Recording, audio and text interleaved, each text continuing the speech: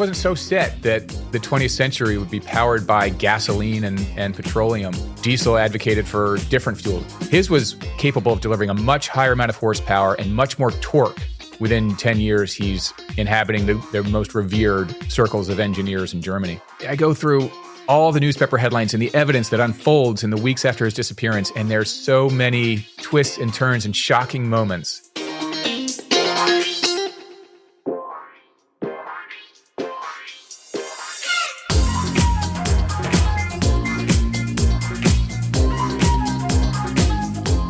Hi, everybody. Welcome to a special episode of Horsepower Heritage. I'm Maurice Merrick. Today, I've got an encore presentation of my interview with author Douglas Brunt discussing his book, The Mysterious Case of Rudolf Diesel. Now, Doug's book was published last year, but it's just come out in paperback form. So I thought it would be an opportune time to put this one out there again in case you missed it last time. Rudolf Diesel disappeared in 1913. And with this book, Douglas Brunt plays detective and retraces not just the history of the man and the machine, but also what may have happened to him. There's plenty of intrigue and some incredible rabbit holes in this one. And it's a terrific discussion. Doug is fascinating. So without further ado, here's my interview with Douglas Brunt. Enjoy.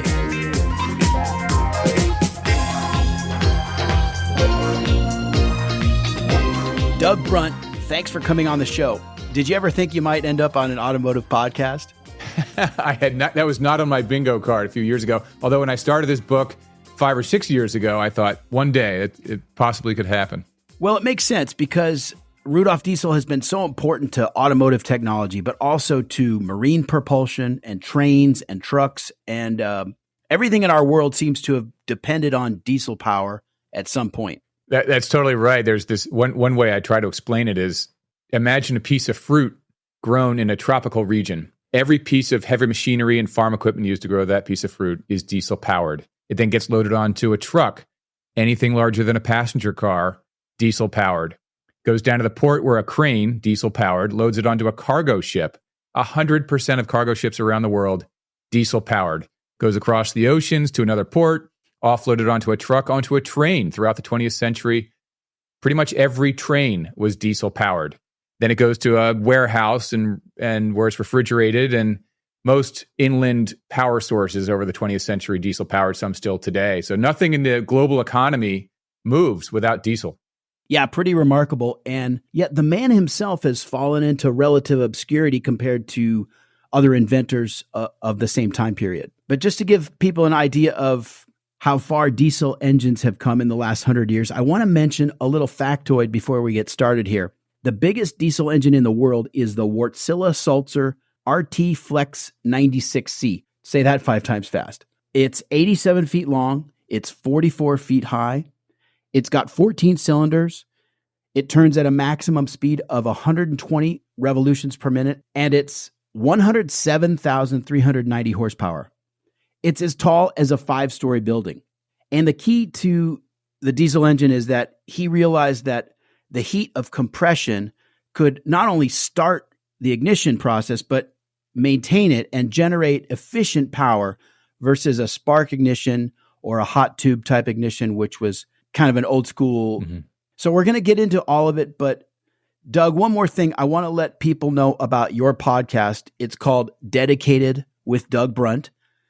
Let's talk about that for a minute. You're a novelist, but this book is your first nonfiction work, right? Yeah. So even before I was a novelist, I was a tech executive, and I had the kind of life you do in the business world where you've got an executive team and a board and investors and customers and all sorts of things like that. And some of that I enjoyed, some I didn't love as much. I'm more of an introvert, so I love the writing side, but I do have a side of me that likes to get out a little bit and engage with some folks. So I started this podcast a couple years ago, and I know a ton of people in the writing community. And so I invite on award-winning, terrific authors. And each show opens with my guest's favorite cocktail. And I fix the cocktail right in the studio. So we've had martinis and Manhattans and champagne and you name it. And then we have a conversation about their writing process. It's not really so much focused on their latest book. It's more about their life and what are things like behind the scenes or crazy stories with book to film experiences or agents or editors and things like that, and how they do it, how they write their great stories. So Lee Child came on. He chose champagne, and we had a few glasses of champagne and talked all about Jack Reacher and what Lee's thinking about when he's doing it. We've also had on David Duchovny, who's written a number of books, and Rick Springfield, who's written a number of songs, and Amor Tolls and Scott Turow.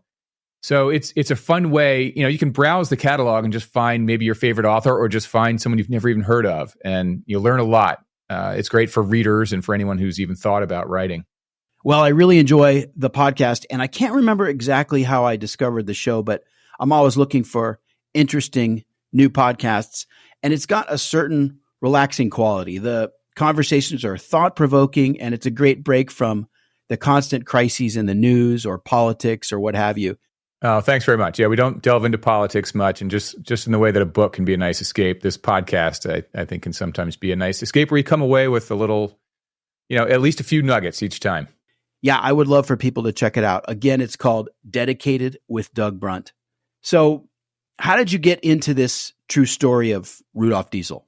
Well, like many folks, probably your listeners knew a lot more about Diesel than I did 7 or 8 years ago, but I didn't know much. You pull into the fueling station, you see Diesel incorrectly spelled with a lowercase d, should be an uppercase D, like Ford and Chrysler.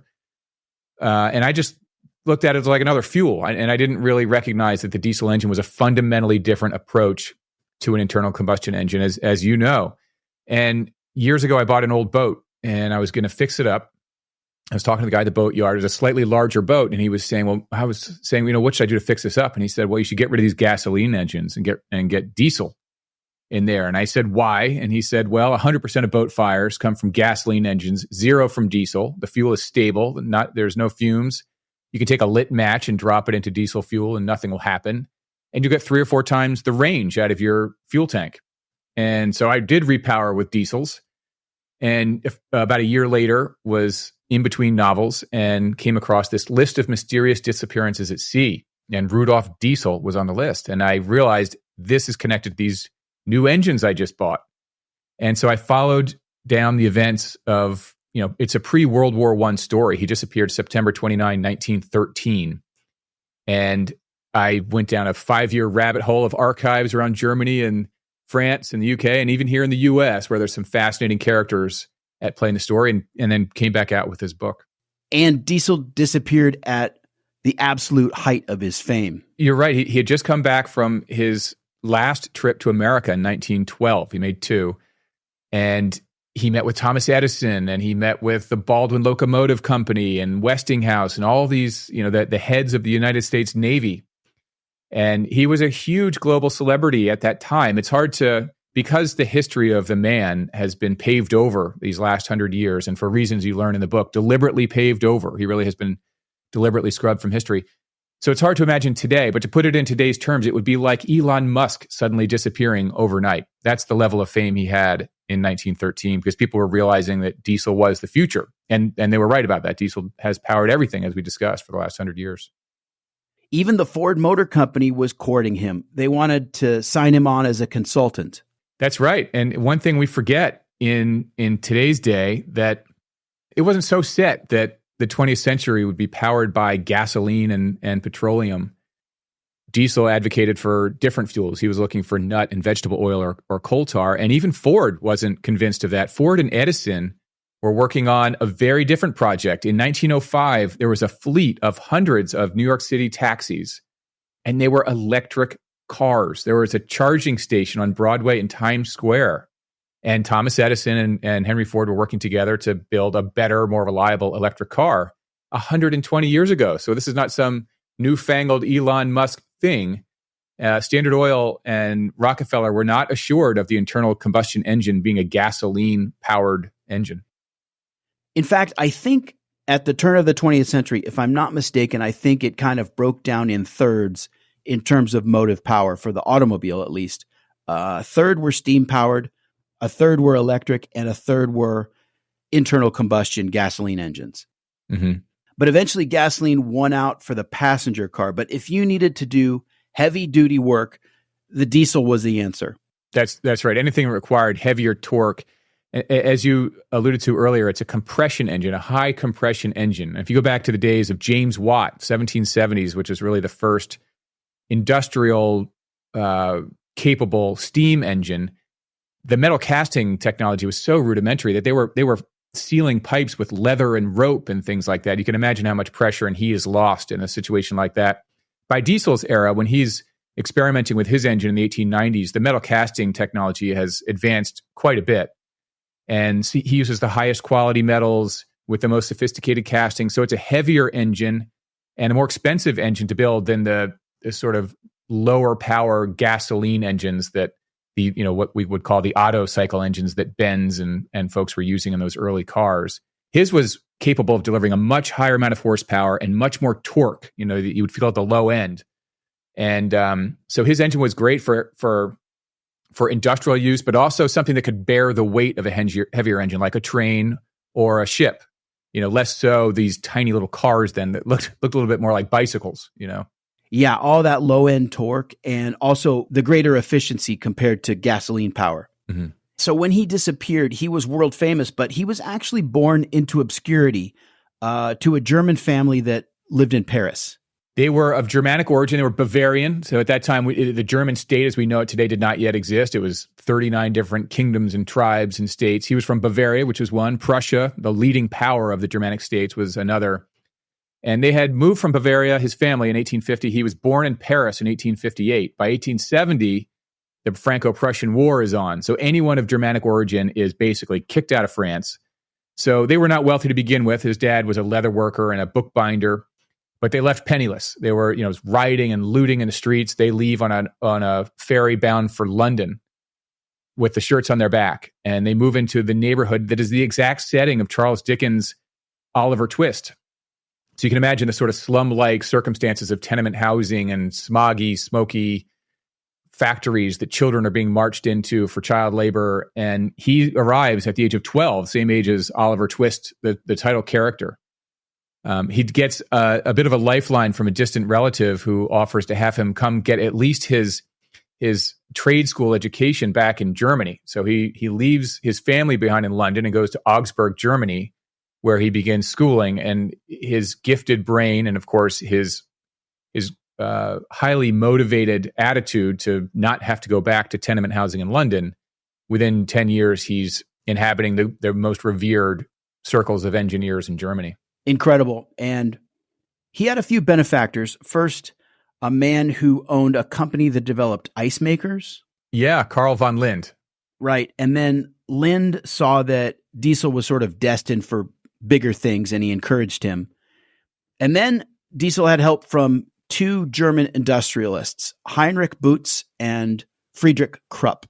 Yeah, Krupp was one of the massive industrial firms in Germany that they made cannon, they made machines. It was, and it was a multi-generational company that continued on into, beyond World War II, but was heavily involved in rearming Germany before World War II.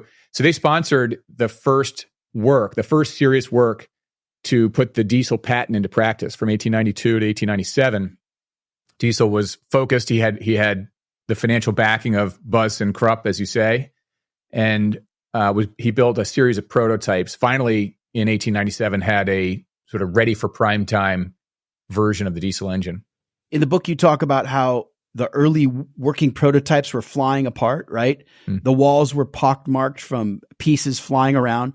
But Diesel was convinced that his ideas would work not through trial and error, but because of his own meticulous calculations and the application of science. And he knew that the science was right and the thermodynamics made sense. What was missing was the metallurgy of the day and the quality of the castings. But once that was solved, he had an excellent, reliable power plant. Yeah, that's a great distinction you draw there, because it goes to that meeting he had with Edison in 1912, who was the other way. So Diesel really believed that, the prize, as he would say, the prize rises from the work done beforehand. That all the analysis he'd done on the thermodynamics and his, all that calculation he'd done ahead of time to then say, all right, this is going to work. I proved it in theory on the page. Now I need to go build it. Whereas Edison was much more of a tinkerer. He would sort of hobby around with things and, throw it against the wall, you might say, and then something would come of all the sort of work he did of tinkering firsthand, as opposed to, the preparatory work before you even step into the lab. It's a great scene in the book, too. There's so many funny moments of the two of them. They kind of butted heads more than they saw eye to eye, but the observations and the way Diesel describes the meeting, it's a very funny, interesting scene in the book. So he's got a working engine ready by 1897, and for the next 10 years or so, diesel power proliferates, and it becomes the choice for marine engines. And factories around the world are licensing it. So you've got Great Britain involved, and France, and Russia, and the United States, of course. And he begins to amass a fortune. He does when he releases it in 1897. Really, within probably 2 years or so, he's done several dozen licenses. And the licensing model of the time was to give the exclusive rights to manufacture and market the engine by national territory. And it's a fascinating who's who of the world at that time. In America, the license is taken by Adolphus Busch, who uses the engine to power his breweries, to pump water in his breweries and power refrigeration. He also has a separate business. So we can get into the submarine piece, which is a key piece to why there are various theories about his disappearance. But Busch has a separate business building diesels for the U.S. Navy submarine program. The Nobel family in Russia has the license. These are the brothers of Alfred Nobel, who invented dynamite, but he had two older brothers who were wealthier and more famous in their day because they essentially founded the Russian oil business. And there are people around the world who take the diesel license and proliferate this technology. The initial years right after 1897 were a little shaky. It might have benefited from another year or two in the lab under Diesel's care, because as the engine sort of went far and wide, it was hard to replicate the success in the lab that he had without either Rudolf or one of his, half dozen lieutenants there to help you along. So it's still a difficult, sophisticated engine in those early years, but people started to catch on and started to use it in very different modes, be it, in France on these shallow draft canal boats, in Russia, for a number of uses, pumping oil out of the oil fields, and for small boats, and ultimately for trains and other uses as well. I think you really help the reader get to know the man himself in a way. And one example is that his life was shaped by that childhood experience in the grittiness of industrial England. And he saw child labor and massive pollution and dangerous factory conditions. So he wanted to alleviate all that human suffering. That's right. That was the initial problem he was trying to solve. In the early 1880s, he made a list of intended uses for the engine, which included woodworking, stone carving, dentistry, things like that, things more for rural economies. And at that time, if you remember, you have to imagine, like the steam engine was a massive, massive thing. It had a huge furnace where you burn coal to then boil a giant vat of water into steam. The steam then moves the gears of the engine. And then you need a whole chimney and sort of funnel apparatus to get all the smoke and smog and partially burnt coal particles out of there. So it's just a massive thing that would be the size of a workshop, let alone, couldn't be a useful power source for a small rural workshop. So he was looking to help people who were artisans like his father in smaller businesses, not so centralized in urban economies, but decentralized. And so that was one of his initial goals. Of course, he did build a more powerful, more compact engine, but it was powerful enough. And over the years, it began to scale in power. The early diesels were 20 to 50, 60 horsepower. But very soon, they were able to expand that to 200, 300, and then in the thousands. So it becomes a massive source of power for big industry, big centralized urban industry, as well as big ships and ultimately implements of war. And he wanted a fuel source that was clean burning. That's why he turned to biofuels like nut oils and so forth. Yeah, he wanted clean burning, and he also wanted fuel that was accessible by pretty much anyone. And if you can run on vegetable oil and nut oil, if you have farmers, you can grow your own sources of fuel. You don't need to run around the world and have wars in places that have petroleum in the ground. But in opposition to that were the big oil barons, people like John D. Rockefeller. This was an existential threat to Rockefeller. Rockefeller founded Standard Oil in 1870. By 1900, he was the richest man in the world. Over those decades, he was selling kerosene. He was in the illumination business, and gasoline was this waste product that he would throw away. Now, by the end of the century, the electric light bulb has come along. Edison and others have developed, greatly improving electric light bulbs, which have now doomed the kerosene engine, kerosene lantern. And so they're going to do to kerosene what kerosene had done to the whaling industry. We're no longer using whale blubber for lighting. And now soon we're no longer going to use kerosene for lighting. So Rockefeller's scrambling for his next market for his petroleum in the ground. Suddenly gasoline is a pretty attractive thing. It's no longer a waste product. We've got this internal combustion engine that can burn gasoline. So Rockefeller needs that to become the dominant mode of power. But along comes Rudolf Diesel saying, we don't need gasoline. We don't need petroleum at all. My engine, my compression engine can burn nut oil, vegetable oil. It can burn coal tar. Or, as it is today, it can also burn a form of petrodiesel. But the diesel engine presented a really existential threat to Rockefeller, which is why when diesel disappeared in 1913, headlines around the world were not only covering the disappearance because this great man, the great inventor, had disappeared, but there were also murder theories that either Rockefeller killed him or that Kaiser Wilhelm II, the emperor of Germany, killed him. So those two sort of theories were explored in the press at that time. And the Rockefeller theory wasn't that far-fetched, actually, because he was ruthless and he wasn't above using hired muscle like the Pinkerton Detective Agency to do his dirty work. They were essentially, at that time, there were a few places like that. The Pinkertons, the Baldwin Felts, these agencies who were quote-unquote detectives really acted as the paramilitary wing of big business for the various trusts, whether it was steel with Carnegie and Frick or oil or tobacco or sugar. When there were strikes and labor issues, asking for the 8-hour workday, things like that, in came the detectives to keep things in line. And things often got out of hand. Concurrent with Diesel's disappearance in 1913 was the Ludlow massacre at a mine in Ludlow, Colorado, where there was a strike, a miners' strike, and ultimately a huge gunfight broke out, and about 30 miners and members of their families were killed or burned in a conflict with in this case, it was the Baldwin Felts Detective Agency.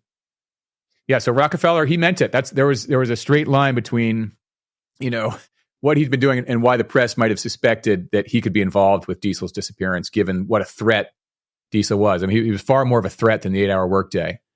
Now, the other theory about Kaiser Wilhelm II, and he was a complex figure, but he seemed somewhat paranoid about maintaining his power, and he was trying to build an empire.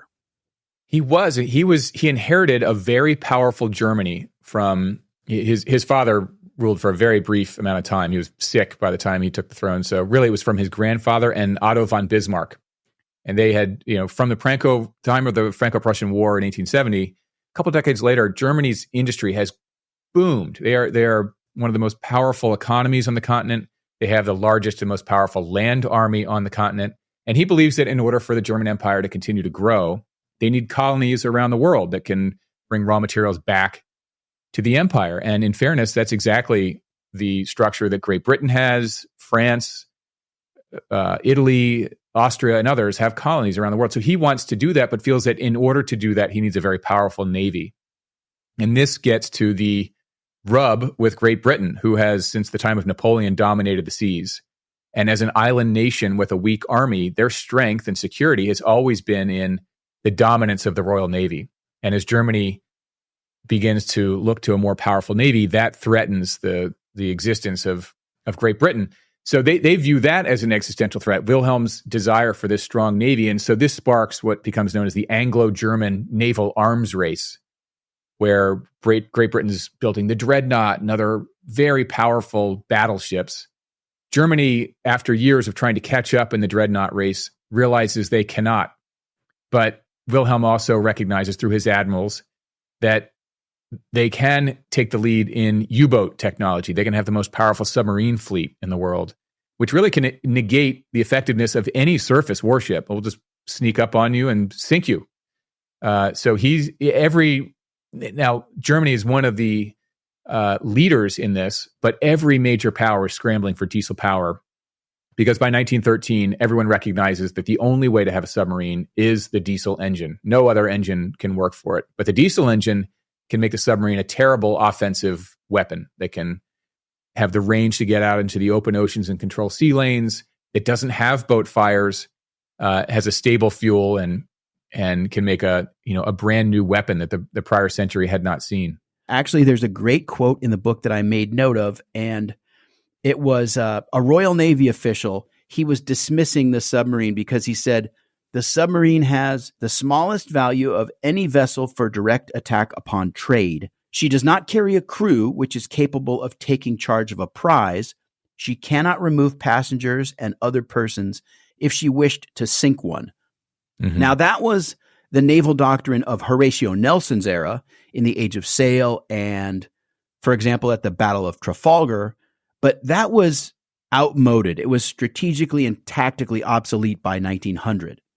That's right. The dreadnoughts at this time, certain admirals were very slow to come around to the idea of that, because it was considered ungentlemanly to attack someone with a submarine. Not only was it sort of a sneak attack, but you then would sink a vessel without the capability to rescue the crew or the cargo. So many in the British Admiralty thought it was sort of un-British to pursue a submarine program. But those in Germany and others in Great Britain finally did prevail. Jackie Fisher, a famous British Admiralty, said, basically war is hell, and any moderation in war is insanity. Like, if we can take them out with submarines, who cares if it's ungentlemanly? You've got to do it, because they're going to do it to us, and we've got to win the war. So he does ultimately win out, and Britain does pursue a submarine program. But Germany at this time has the lead, and so Britain is really scrambling for diesel technology. And as we mentioned earlier, there are very few people who have the real expertise to put the diesel engine into practice in that kind of environment. And Rudolf is one of the very few, and those who study with him closely in Germany.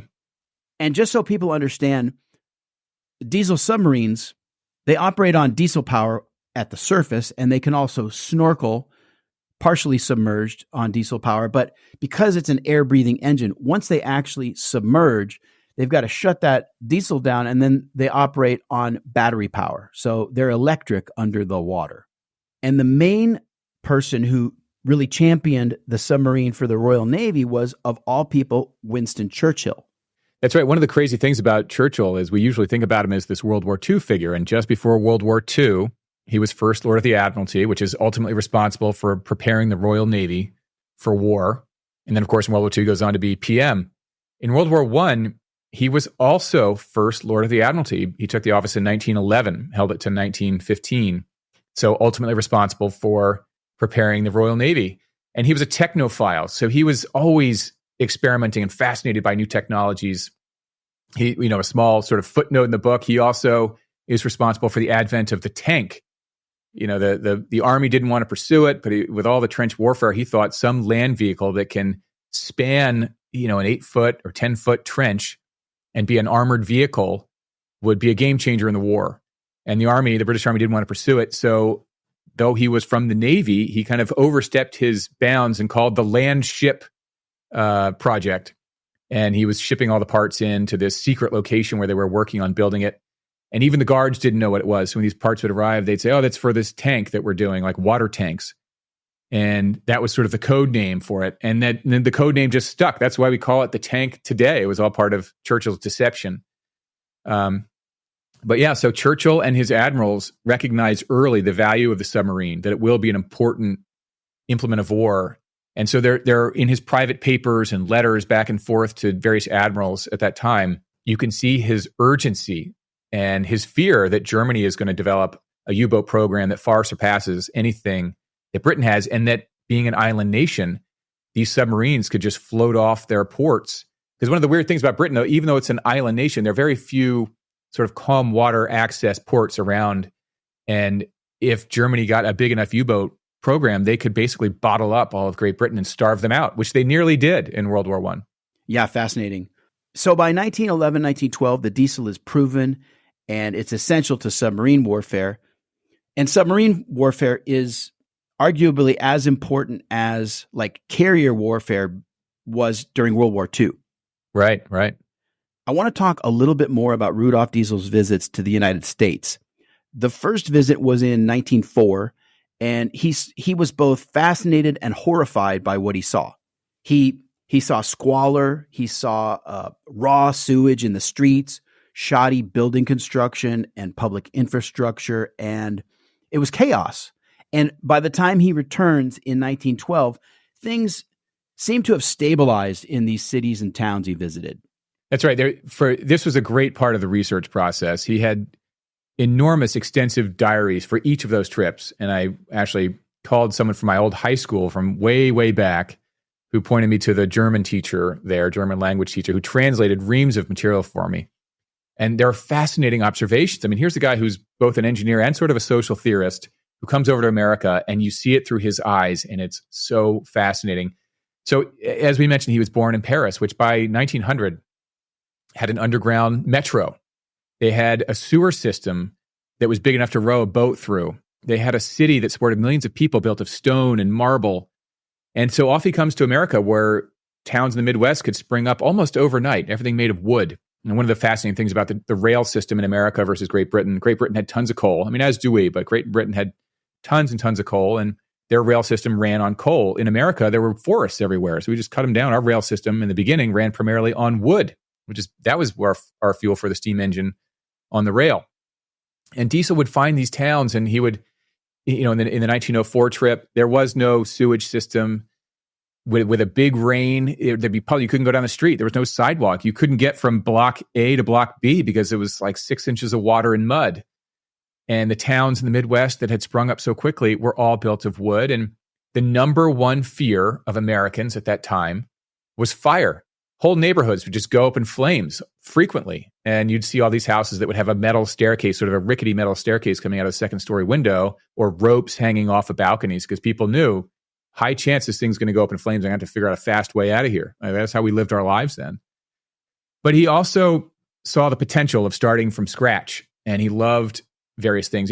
For example, in Europe, all the roads are built over the ancient pathways of Rome, and you just sort of have to fit what is there. In America, you build it wherever you want, wherever it makes the most sense. You're starting from scratch. And he loved the meritocracy of America, too. The class system in Europe sort of drove him nuts. And here in America, we didn't have that class consciousness in the way that Europe does. There are also some very funny observations, our eating habits. You'd see, my gosh, they eat so much food in all these crazy combinations. They have ice cream at almost every meal, sometimes twice a meal. And so he just had very, very funny observations. He loved our industry, though. He thought we were, paying our workers a fair wage. He thought the cleanliness, there were showers at most workplaces. He thought that our treatment of labor was far better than what he was seeing in Europe at that time. He was not a big fan of unions. He wanted workers to get a better wage, but he was sort of a utopian capitalist. Like, you'd pay him a good wage because it makes sense to pay them a good wage. Some of the union practices at that time, for his friend, for example, Adolphus Busch, with blown glass bottles, there were machines by then that could blow the bottles for you and do it more cheaply and effectively, but the unions wouldn't allow it. You had to use workers to do it by hand. And he was like, he was in the end an efficiency guy, and he found that inefficient. Yeah, today we might call him a libertarian, I suppose. He had a certain idealism about the relationship between capital and labor. Do you think Diesel was naive in a certain way, Doug? I wrestle with that because he's so smart and he could see around corners into the future. I think more so that he suffered from this thing that I hear in today's discussions called technical sweetness, which refers to the feeling of excitement and euphoria that an inventor or scientist can feel as they advance their technology. And that feeling of excitement can overwhelm any sense of caution, like, should I be advancing this technology? And so the best example of this is Oppenheimer with the bomb, or we hear it a lot today with software engineers working on AI, artificial intelligence. We're just going at a breakneck pace on advancing this stuff. And not everyone, and maybe not the social engineers in particular, are saying, where is this going to lead us? And I think Diesel did have a bit of that, particularly in those early 1900s years, because there are letters that he has written from 1902 and 3 when the French and the Russians are already building diesel-powered submarines and making great advances with it. And he's still, he is a German living in Germany, and he would write to the Admiralty, the German Admiralty, and say, "Why aren't you guys doing this? You got to get on it." And so he was helping the French and the Russians advance the engine for submarine use, even though he knew, of course, this is a weapon with ethical questions about it. By 07, 08, he is now not so much encouraging the Germans to do it. The Germans ordered their first diesel-powered sub in 1908, but then they put the pedal down like no other. And so by the time the war begins in 1914, they have the number one submarine fleet in the world by far. But by 1908, Diesel is sort of not looking to help Germany. He's a little bit worried about the nationalism and the militarism in Germany, and has sort of made friendships with many inventors and figures in other countries. And after all, as you describe in the book, he had established a general society for diesel engineering, which was intended to share the technology with the world and not let it be dominated by any one nation. And he was determined that it would not become a pure tool of warfare. Oh, exactly. He recognized his life was really bookended by European war. So he recognized that there's value in having a strong military as a form of protection during this era of, social Darwinism, when people, if you need something, you need some resources that country has, you go invade and you take it. And so he recognized the value of all that. But he was more of a pacifist, and he also was not such a nationalist. He really considered himself a citizen of the world. He was of Germanic origin, but he was born in France and he lived in Great Britain. He was enormously fond of the United States.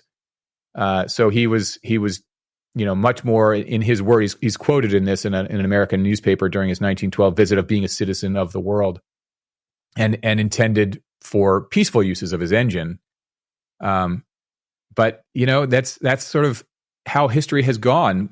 One of his favorite exhibits in a museum in Paris, when he was a young boy, that he would visit at this technical museum, with the Nicolas Cugnot steam car, which was one of the earliest forms of transportation under steam power. It's this 3-ton tricycle. I mean, it sounds weird to call it a tricycle, but it's a 3-wheeled thing with this enormous metal pot that would be heated. It would be able to generate speeds of the car of about 1 mile an hour, but it had the torque. It could haul cannon and other heavy loads at a very slow pace. And it was meant more for farming use for Cugnot, but King Louis wanted it for the military. So he had co-opted it to haul cannon and other things. And that sort of thing happens throughout history, where inventions are, have come to be recognized as having military value. And that's what happened with diesel as well. I'm glad you mentioned Cugnot's tractor, because in episode 1 of this podcast, believe it or not, I talked about the very rudimentary developments of what would become the motor car. And that was one of the things I talked about. And it's the wackiest looking thing on wheels. So, it's still in that same museum. There's this museum in Paris in the third arrondissement that used to be it was an abbey, like a religious structure converted into a museum during one of the many revolutions France had centuries ago. And that was the childhood museum that Rudolf would go. He lived about a block from it. So I went and found his childhood home, and which is very sad. It's just like this sad little plaque on a wall that says Rudolf was born here. The wall is covered with graffiti and stickers. I mean, there's no appreciation for what his contributions are. But I also did go visit that museum, and that is in the museum to this day. So what he was going to visit in the 1860s is still there, and you can go see it. Yeah, incredible. And also, there's a working replica of Cugnot's tractor in Tampa, Florida, and I believe it's owned by a museum there, but occasionally they run it on public streets. And oh my gosh. And at high speeds of 1 or 2 miles an hour? Yeah, exactly. Yeah, the steering mechanism is crazy because it's operated by these chains that you pull, and the steam power to the front wheel it's operated by a primitive ratcheting mechanism, and it's really difficult to drive this thing. And they have to have people standing around it to keep the crowds back, because this thing does not stop quickly. No ABS on this baby. Right. Well, we don't want any spoilers, but as we said, in 1913, Diesel disappears at sea on a ship bound for England, And immediately there are these theories of what became of him.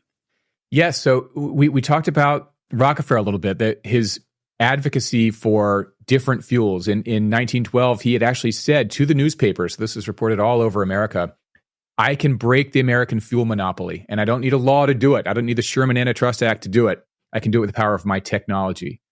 So Rockefeller's motive was clear. Kaiser Wilhelm's motive was clear as well, because Diesel was making that trip over to Great Britain because he was the co-founder and board director of a new diesel engine manufacturing company in Great Britain whose mandate it was to build submarine diesels for the Royal Navy fleet. So Wilhelm, of course, is not happy with that. So his motive is clear. I don't want to spoil it, as you say, because as this unfolds in the book, I go through all the newspaper headlines and the evidence that unfolds in the weeks after his disappearance, and there's so many twists and turns and shocking moments. But I will say that it wasn't a suicide. When you look it up in the Encyclopedia Britannica, it says Rudolf Diesel died by suicide. That is not the case. I don't want to say more than that, but I will say there is another explanation for which I have overwhelming evidence. It's a circumstantial case. This is all, he disappeared almost to the day 110 years ago. So, of course, there are no live witness testimony around, but it's an overwhelming circumstantial case of what happened, and it's been vetted. I have since taken the case to former FBI, former CIA, and former British intelligence, who all agree 100% about what happened to Diesel. So you can find out in the book. I was reading the book on the 110th anniversary of his disappearance, and that was a little eerie when I realized it. And I had my own theory as I read along as to what happened to him, and I was completely off base, and I was very surprised about your conclusions. So it's a great end to the mystery. The book is called The Mysterious Case of Rudolf Diesel by Douglas Brunt. It's published by Simon & Schuster. Doug, thanks for coming on the show. This was a pleasure. So fun. Thanks. And you'll have to email me after fact what your theory was. I will do that. Thanks so much. That's all for this special episode of Horsepower Heritage, and I will see you back here next week. Until next time, I'm Maurice Merrick. Thanks for listening, everybody.